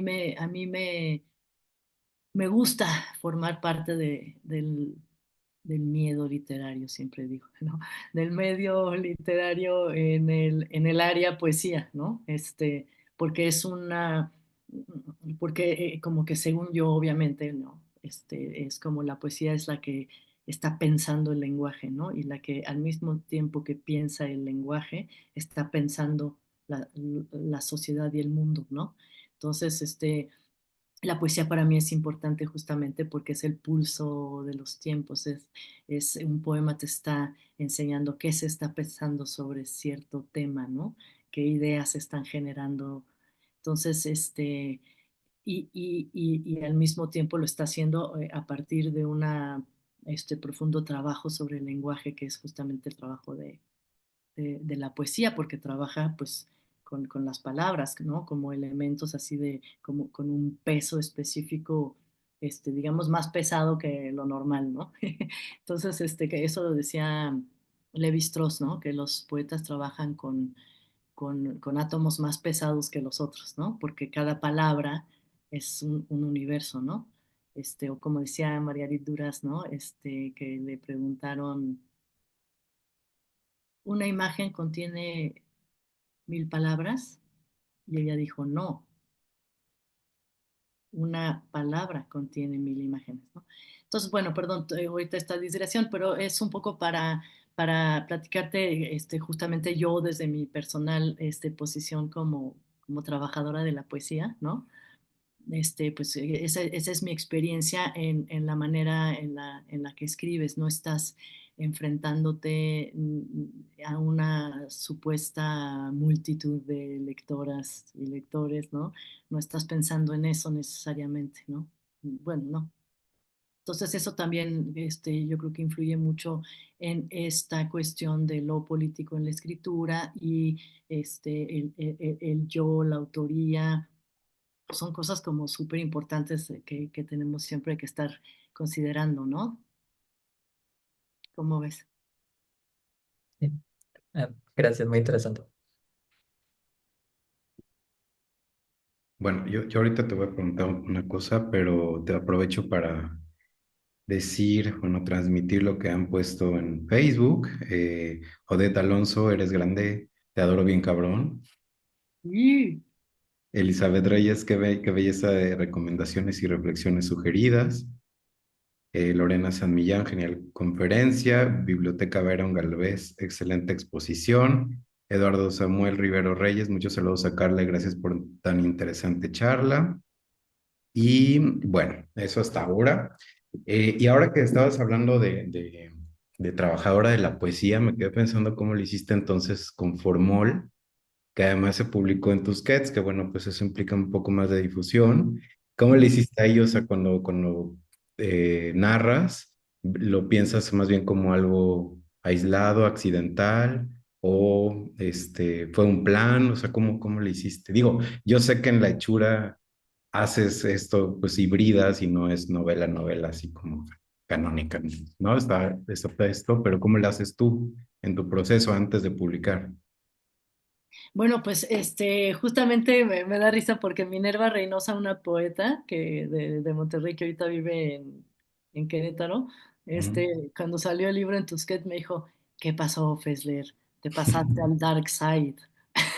¿No? O sea, entonces yo no, y siempre me preguntaban cómo es justamente escribir novela o escribir poesía, y yo siempre decía que era, pues para mí era como pues era más o menos lo mismo, ¿no? Porque a la hora de la hora, pues las habilidades que ya tienes, digamos, si quieres de nacimiento, o las que has adquirido, y todas estas, pues entrenamientos que tú misma te vas poniendo, ¿no? En tu trabajo de escritura, este, eh, eh, pues justamente pues las vas echando, ¿no? A mí lo que me pasó con Formol, que fue una experiencia maravillosa, la verdad, eh, fue una experiencia, también en ese mundo, digamos, de la industria editorial, fue pues una experiencia maravillosa que agradecí así a la vida que me diera esa oportunidad, que hayan aceptado el manuscrito, ¿no? Pero, por otro lado, la anécdota es chistosa porque yo lo que estaba haciendo era una novela, ¿no? A partir de la anécdota del corazón humano en un frasco de formol, que me había parecido súper literaria y que había dicho yo, oye, pues como Salvador Elizondo no la desarrolló, yo la voy a desarrollar, que está en Cámara Lúcida, ¿no? Un pequeño fragmento. Bueno, y entonces era un libro de poemas, ¿no? Que estaba yo trabajando y trabajando y no me salía y no me salía y tenía yo la computadora llena de poemas pésimos, de relaciones malísimas, en fin, lo estaba yo trabajando hasta que un día me escribe una artista plástica mexicana que vive en Berlín o vivía en Berlín, que se llama eh, em,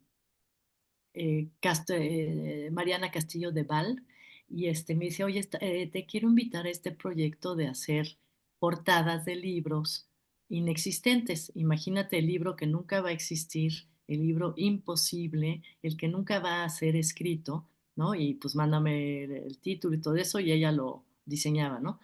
Entonces yo dije, ay, no, bueno, claro, le tengo que mandar que nunca lo voy a lograr, ¿no? Y Mm. entonces en ese momento se llamaba México es un corazón en un frasco de formol. Y entonces le hice, imagínate qué increíble, le hice la cuarta de forros, le hice los llamados a crítica, así de este libro maravilloso, no sé qué, que salía en la revista The Review of Books de Londres y no sé qué, ya sabes, le hice todos los llamados a crítica, le hice las pestañas, la cuarta de forros y se lo mandé. Bueno, me respondió, no, no, no, no, no, qué maravilla, qué increíble, es el mejor que me han mandado, qué idea más maravillosa, no sé qué.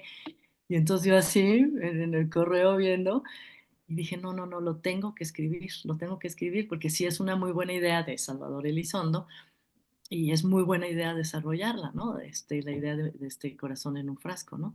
Y entonces, dije, no, no, ya, voy a escribirla tal y como me la estoy imaginando. Y entonces entré en una especie de trance que no es mito ni es ficción ni nada, o sea, sí es cierto que de repente entras en esos trances. Yo debo decir que no me ha vuelto a pasar, ¿no? Pero entré en un trance así ansioso de anhelos y deseos y emociones en los que me puse a escribir, escribir, escribir así, una tras otra las frases, iban pasando ya las páginas, fui recuperando las cosas que me servían de los poemas, la información que había yo tanto recabado, todas mis investigaciones y tales que había yo metido así en los poemas a contrapelo, ¿no? Y ya lo fui armando y ya escribí la novela. Y entonces, a la hora de la hora, de ser un libro de poesía, pasó a ser este otro género que, bueno, ya sabemos mucho y lo hemos discutido suficiente de que los géneros ya no existen, en fin, y toda la hibridación, lo interdisciplinario, todo esto. Y y entonces por eso hay como varios niveles, digamos, de lenguaje ahí en ese libro, que es pues, una prosa muy, pues que corre muy fácil, muy ágil, ¿no? Y por el otro lado hay poemas, ¿no? Que son textos como más, densos, ¿no? Y pues formé pues esta especie como de compendio, ¿no? En donde se cuenta la historia, ¿no? Y pues así viví, formó, pues afortunadamente lo mandé ahí a Tusquets lo quisieron, ¿no? Lo aceptaron, digamos, y pues viví ese momento maravilloso de estar poner un pie, digamos, en la industria editorial, ¿no? En la gran industria editorial, y pues sí, pues es siempre emocionante, porque además, pues en la literatura, como sabemos, pues es como pues estar en este mundo de colegas y que a la hora de la hora, pues todos trabajamos y nos estamos rompiendo la madre con el lenguaje y a la hora de la hora estamos todos parados en una misma islita que es la imaginación en la que creemos fervientemente, ¿no? Y Mm. entonces, pues son experiencias que uno va viviendo, ¿no? Pero sí, pues mi ancla es la poesía, ¿no? Ah, está increíble. Buena esa fórmula además. Te leímos. Lorena pregunta, Carla, ¿hay algo que te aporte el escribir poesía que no te aporte la narrativa y viceversa? Este, mm, de repente me acuerdo que un amigo escritor así muy famoso decía, ay, ¿cómo le hacen para escribir los poetas? Qué difícil escribir poesía. Y yo le dije, ay, no, a mí se me hace dificilísimo escribir prosa, no, más bien, entonces cada quien tiene su oficio, sus talentos también, ¿no? Digo, porque tus talentos, tus habilidades, como digo, ¿no? Y que me aporten, sí, me aportan, pues una razón de vivir, la verdad, la poesía, ¿no? Me aporta justamente esa posibilidad de participar del pensamiento colectivo, como yo lo siento, ¿no? Del pensamiento de lo común y de participar de todo de estas multitudes, ¿no? Que vienen y que están contigo, acompañándote, ¿no? Todas estas poetas maravillosas, maravillosos, en fin, que es, al final de cuentas, con lo que escribes me aporta formar parte de una comunidad que yo aprecio y adoro. Me gusta muchísimo lo que se está escribiendo de poesía actualmente aquí en México. Se me hace de lo más interesante y estimulante, ¿no? Y y en la prosa, o sea, de la poesía me gusta que como que no tiene ni arriba, ni abajo, ni izquierda, ni derecha, no tiene temporalidad, ¿no? Y no tiene espacio-tiempo la poesía. Y en cambio sí, cuando ya me meto en prosa, en narrativa, me gusta de repente someterme a estas leyes, ¿no? Del tiempo y del espacio, ¿no? Porque tienes que ir justamente, eh, Se fue. Bueno, pues no voy a tardar en volver. No sé si quieran comentar algo así de entre ustedes, de lo que han pues no quiero decir aprendido, pero bueno, de lo que se han nutrido a partir de esta conferencia, en lo que llega, en lo que vuelva Carla, sea ahora Guadalupe que tú estás poniendo, me preguntas también sobre la pregunta que ella hizo a su vez, ¿por qué escribo como escribo lo que escribo? ¿No? Eso está muy bueno ahorita que regrese, se lo preguntamos. Ahí está Carla. Hola Carla, no te oímos. ay, ¿por qué me fui yo, eh? ¿Se fueron todos o qué? No, todo solo tú. Desapareció. Solo tú. Sufrimos Perdón. Ah, y todos. entonces el espacio-tiempo, y eso se me Ujú. hace súper interesante, ¿no? En lo que, en la narrativa. Ahora que te fuiste, retomé una pregunta que hizo Guadalupe, que si la pregunta que tú hiciste a su vez, ¿por qué escribo como escribo lo que escribo? Es igual cuando escribes poesía que cuando escribes narrativa para ti. Sí, sí, para mí sí. Porque justamente digo, ay, de veras qué metáfora más mala, ¿a qué me estoy refiriendo? Estoy escribiendo exactamente como tal poeta que me gusta o como tal poeta que me enseñaron y que había que escribir como él, ¿no? Ya sabes, este, me pasa todo el tiempo en todas, porque sí, efectivamente, como que esta obsesión que tenemos, nosotras y nosotros de ir echando palabras una detrás de otra, ¿no? Que es lo que nos convoca aquí también. Este, justamente es esta como la labor casi de arquitectura también, ¿no? Como de cómo vas construyendo tu pequeño edificio, tu pequeña casita, ¿no? Y efectivamente vas viendo también tus trampas, vas viendo obviamente tus recursos repetidos, tus flojeras, tus huevas de, de, de, de tratar de estirar una idea, ¿no? Hay que, yo siempre estoy como exigiéndome, en el buen sentido de la palabra, como salirme de mis convenciones personales, ¿no? Y de mis convenciones personales que tienen que ver con mi entorno, con el lugar en donde me tocó vivir, que eso un poco lo que decía Else, ¿no? Salirme todo el tiempo. Y sí, no tiene género, porque la verdad que andar echando oraciones, pues podría ser el mismo ejercicio de la mente y el cuerpo, ¿no? Como que sí, en las dos estoy siempre en esa pregunta, que siempre la tengo como muy, muy presente. Retomando esto de Haraway, ¿no? De que no, nada es de ninguna manera ni inocente ni neutral, ¿no? Tú tampoco. Y el trabajo sobre ti mismo es importantísimo porque Emmanuel Ocar, este cuate francés del que les platicaba, tiene una poética maravillosa que habla de tres personajes metafóricos en tu escritura, en tu proceso, en tu vida, ¿no? De literaria, digamos, que es el arqueólogo, el investigador privado, el detective privado y el gramático. El arqueólogo es el personaje que está escarbando, buscando tesoros. Encuentra, limpia con su brochita y lo exhibe en el museo, en tu museo personal, de tu libro, de tu página. El detective privado es el que hace realmente una investigación sobre ti mismo, sobre sí mismo, ¿no? Y es una cosa más larga que un día se las platicaré porque ahorita ya no hay tiempo, pero ahorita la estoy ultra resumiendo. Y el gramático como personaje que digamos que sería el ideal del fin último de tu quehacer creativo como escritora, como escritor, este que es el gramático, el que se ocupa realmente de los problemas del lenguaje. ¿Y por qué del lenguaje? Porque volviendo al anterior, al personaje, al detective privado, que es el que está investigando, investiga sobre sí mismo como autor y sobre el lenguaje, ¿no? Entonces, el lenguaje, como decíamos antes, pues es la cultura, es lo político, en fin, ¿no? Es lo que es la imantación de la cultura y de la sociedad. Y a la hora de la hora, de repente te encuentras con que estás siendo siempre un arqueólogo y estás escribiendo como pues todo el panteón de escritoras y escritores que te enseñaron en la escuela, ¿no? De repente no sé si a ustedes les pasa, pero yo de repente una época en mi vida que amaba y adoraba a Gamoneda, Antonio Gamoneda, que es maravilloso, que a su vez es totalmente Saint-Jean-Perse, ¿no? El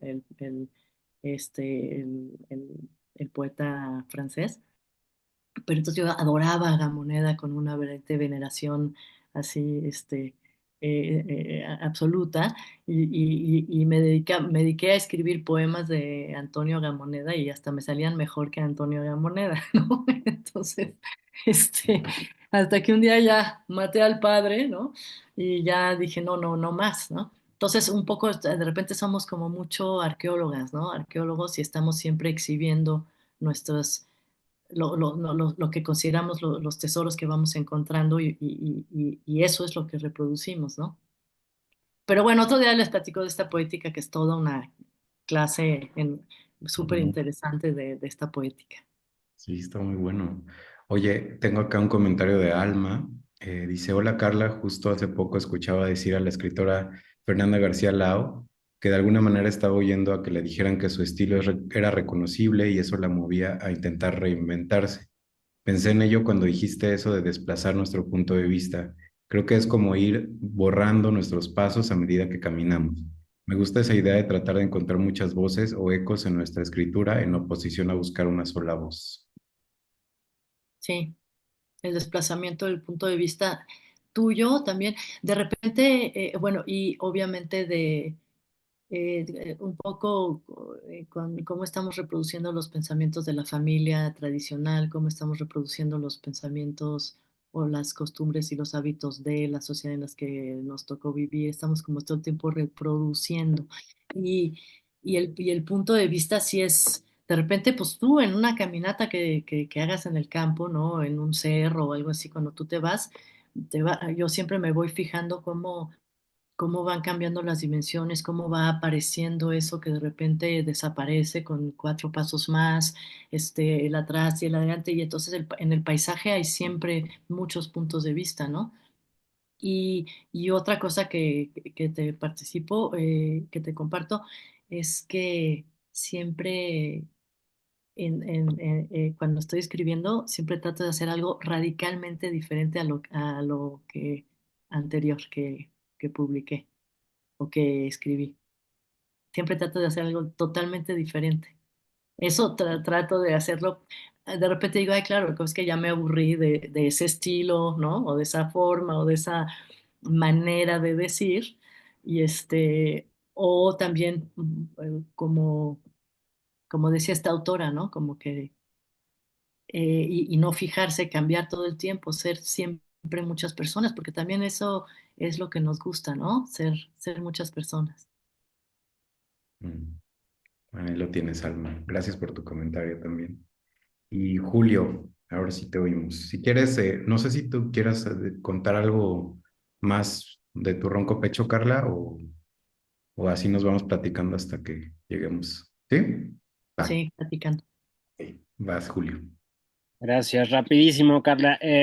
Hiciste como varias recomendaciones muy interesantes de textos teóricos y quizá no caché tanto nombres de poetas o narradores.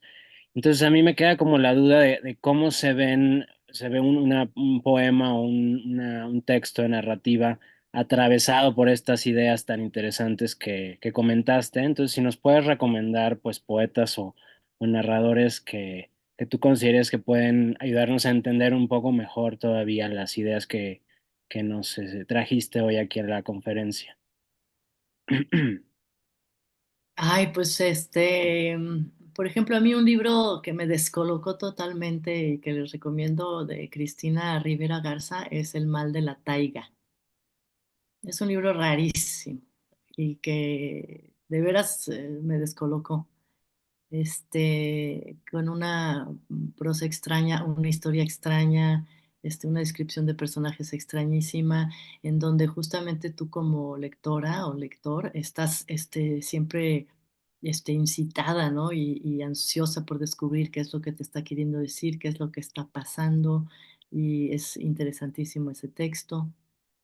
Por ejemplo, el libro Cuerpo de María Auxiliadora Álvarez, que es esta poeta venezolana maravillosa, eh, híjoles, hasta me dan ganas de leerles un poema si quieren de ella, de Cuerpo. Es increíble. Eh, pues a mí me gusta muchísimo Lebrero, por ejemplo, ¿no?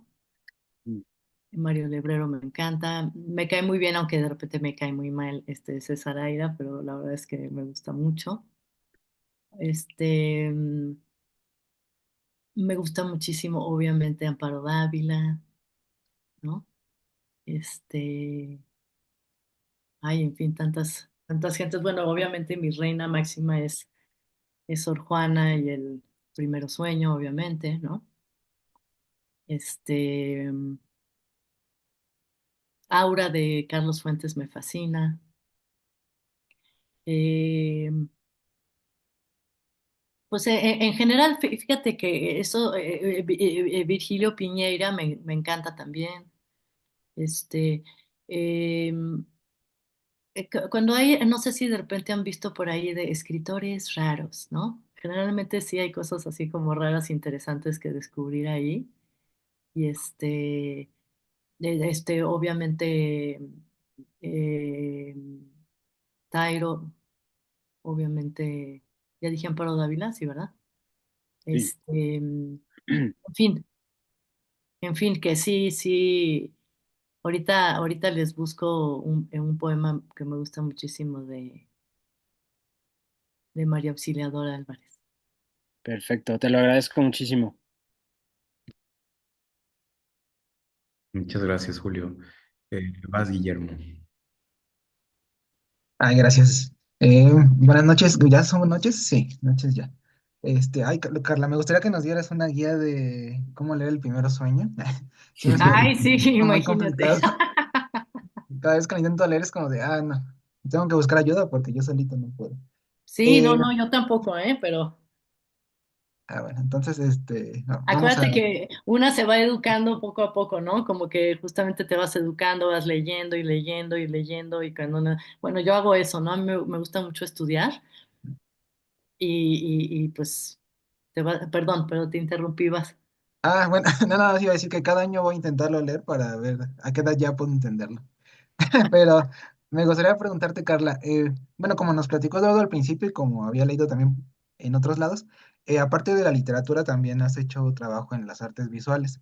Entonces, me gustaría saber cómo vinculas tú ambas prácticas, o sea, la tarea literaria y la tarea en esos otros campos, o si son cosas completamente separadas. Fíjate que no sé si a lo mejor desde chica como que me faltaba algo a mí, entonces como que de repente me fui dando cuenta que definitivamente el universo de las palabras era lo mío, lo que más se me daba, ¿no? O lo que más me emocionaba, pero había como algo que necesitaba yo también buscar y una zona en la que yo quería indagar, ¿no? Y cuestionar cosas y de repente, pues se me fue dando esta cuestión de lo visual. En 2008 empecé a hacer videopoemas, ¿no? Se me ocurrió poner, digamos, no ilustrar un poema, sino hacer como un universo en el que yo creía habitar, ¿no? Un universo particular con sus texturas específicas, sus colores, sus ambientes, ¿no? Sus formas y sus texturas y entonces pues me puse a hacer estos videopoemas y ahí empecé como a hacer una práctica, digamos, visual, ¿no? También. Les recomiendo una cosa que es súper interesante que hagan entre ustedes. De repente un día bueno, fundé un colectivo que se llamaba Motín Poeta y que justamente buscaba como animar, ¿no? El medio literario de ese momento, más o menos eran los 2000 y entonces fundé Motín Poeta para justamente entrelazar la poesía con otras artes, con otros géneros artísticos. Y dentro de ese colectivo Motín Poeta hice de repente este experimento que les recomiendo que hagan. Hicimos una lista de 12 personas de disciplinas artísticas completamente diferentes. Había teatreras, había ensayistas, había músicos, o sea, compositores, había pintoras y pintores, había teatreros, en fin, ¿no? Escritores, obviamente. Y entonces en este grupo nos reuníamos una vez al mes para discutir nuestras inquietudes artísticas, nuestras dudas, en qué estábamos en ese momento, qué nos estaba como que moviendo, ¿no? En esa época. Y entonces hacíamos reuniones, les digo, mensuales, la idea era en que en cada reunión cada uno de los participantes, perdón, cada uno de los participantes iba a realizar una obra, una pieza que iba a presentar al pleno de los 12. Este grupo se llamaba Docena, ¿ok? Entonces, cada integrante de docena iba a producir una obra que, no, que era totalmente en formato libre, sin ninguna regla. Entonces podía ser, ya sabes, una pecera, podía ser un libro, podía ser una obra musical, en fin, de veras escultórica, en fin, lo que sea. Y esas obras, esas piezas, se entregaban un mes antes y con un mes, ¿no? De oportunidad que tú tenías para analizarla, para reseñarla, digamos, este, tenía lugar la reunión entonces, todas y todos habíamos analizado la pieza que había sido entregada en la sesión anterior y se platicaba de esa pieza, ¿no? Entonces, este grupo, digamos, interdisciplinario fue una experiencia como muy rica porque justamente, pues todos intercambiábamos,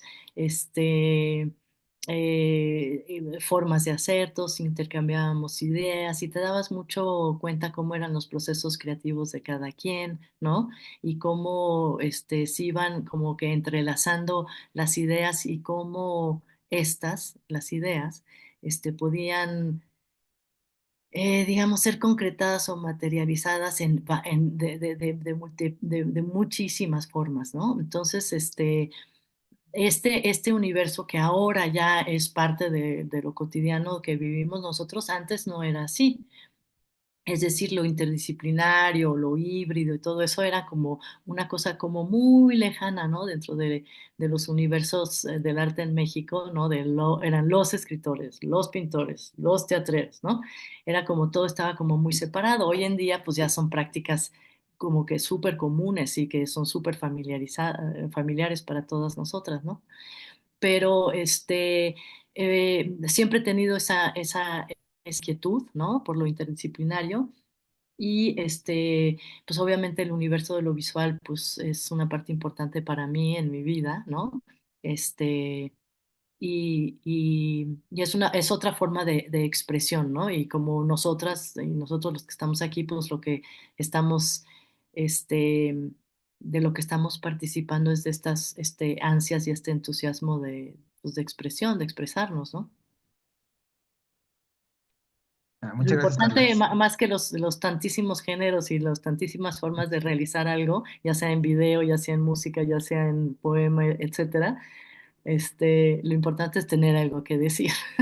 Por eso, por eso, es tan importante para mí como que siempre estar preguntándome por qué escribo así, por qué, y estarme cuestionando de dónde vengo, cuáles son las estructuras que me conforman, los, relatos, este, los grandes relatos que me han entrenado, digamos, ¿no? Entonces, por eso pensar es como que tal vez lo más importante de lo que hacemos, ¿no? Y además, si estamos de acuerdo en que escribir es pensar, ¿no? Tu escritura refleja justamente la forma de tu reflexión, ¿no? Bueno, en fin, perdón. Gracias, Carla. Lo vamos a intentar a ver si no nos agarramos ahí del chongo en estas reuniones interdisciplinarias. Exacto, sí, sí, sí. Gracias, Carla. Totalmente. Gracias a ti también, Guillermo. Pues ya por último, Salvatore, si quieres, Carla, y ya podemos irnos. Ya estamos Ujú. sobre. Carla, buenas noches. Un abrazo desde Colombia. Hola, A mí me Salvador. surge una pregunta súper rápida, Carla, y tiene que ver con la inteligencia artificial. Ujú, Hoy la inteligencia artificial se ha vuelto como el nuevo muñequito de moda ujú. y la gente quiere escribir ya libros a través de la inteligencia artificial y quiere desatar toda su creatividad a partir de esa entidad, por decirlo así. Pero ¿qué va a pasar en el futuro con el acto de escribir, el acto político de escribir? Estamos en la antesala del apocalipsis, de ese acto de la escritura como un acto propio y un acto político de transformación. ¿Quedaremos subordinados por la inteligencia artificial en el futuro? Eh, yo la verdad creo que no.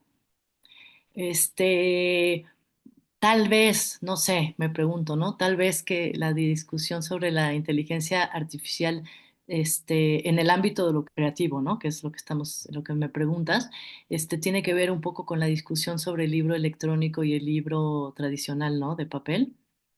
A la hora de la hora, pues yo personalmente me encantan los dos, ¿no? El tradicional me encanta leer en pantalla y me encanta leer en papel y no siento que el libro electrónico haya desplazado al del papel. Con respecto a la inteligencia artificial, como todos, obviamente me he metido a escribir ahí poemas o que me escriba poemas a partir de premisas o datos que le meta yo, ¿no? Y la verdad es bobísima, se me hace bobísima. La inteligencia artificial en el ámbito de lo creativo es muy boba, como muy, justamente como está alimentada pues de todas las multitudes y todos los seres humanos que existimos sobre la Tierra, este, forzosamente tiene que ser como muy plana, ¿no? Muy plana. Es como la diferencia entre la industria cultural y la industria del entretenimiento, ¿no? El entretenimiento, para que se entienda en todas partes del mundo, se aplana, se achata, ¿no? Se le borran justamente las particularidades regionales, las particularidades. Entonces, la inteligencia artificial, desde mi punto de vista, como que aplana, ¿no? La cuestión subjetiva, el misterio de la persona, ¿no? El misterio de la mente, el misterio de la ocurrencia, si quieres, ¿no?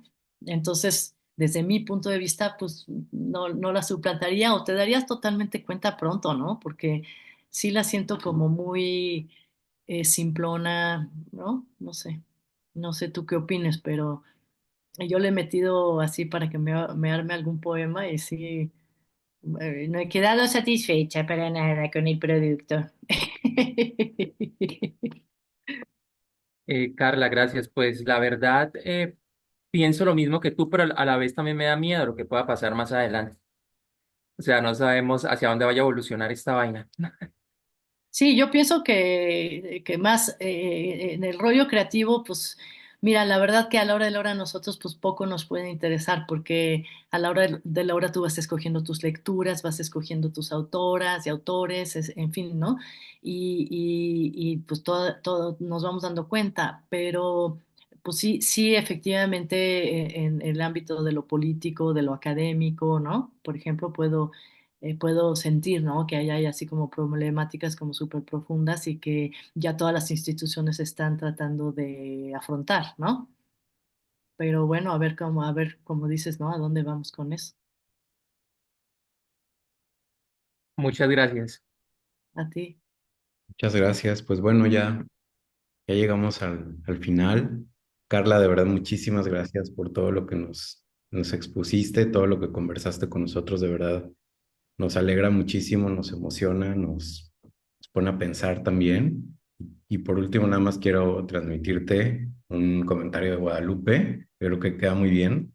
Para empezar, dice que estuviste maravillosa y te da las gracias porque regresa a la vida con menos certezas. Entonces, creo que Ah, habla en nombre de nosotros. ay, muchísimas gracias, Guadalupe. Muchas gracias a ti. Gracias también a quienes nos siguieron por Facebook Live y bueno, no se pierdan la próxima conferencia que estaremos anunciando muy pronto. Buenas noches. Muchísimas gracias, Eduardo y Ofelia y todos los de la Escuela Creativa de la UNAM. Muchísimas gracias. Gracias a ti. Gracias a todas y todos. Hasta luego. Gracias, Carla. Adiós.